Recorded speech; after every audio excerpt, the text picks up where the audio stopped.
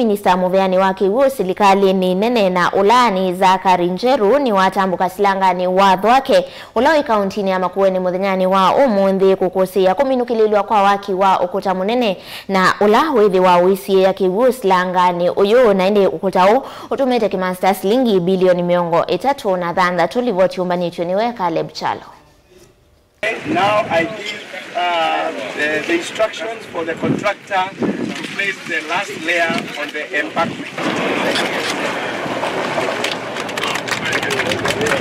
Unene nyane wake na andikimama uvosi langani uyu watho wake Minista wa Kivuva Kenya Zakari Njeru awetakana oyu kilungu chambe cha muradi uyu kana phase 1 chatielya kuminukilwa kwake yao na kwikiwa kwa gates ya kulika silangani uyu kilungu kila wetakana chalita kuthela tukivikia muthiane wa mwaka uyu. And we are here to witness the final filling and closure of the dam embankment.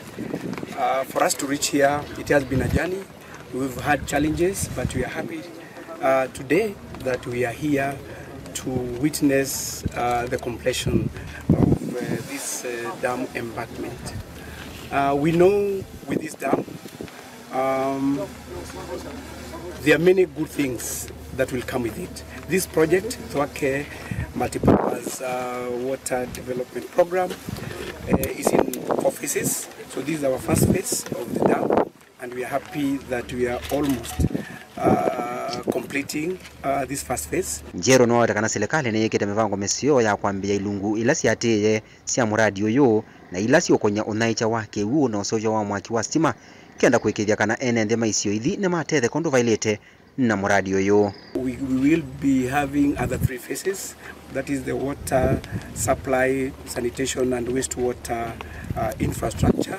We will also have the hydropower generation project, and finally also we'll have an irrigation project. So to us as a government, this is a game changer in this region, and we know once all these projects are completed, then this region will be very different.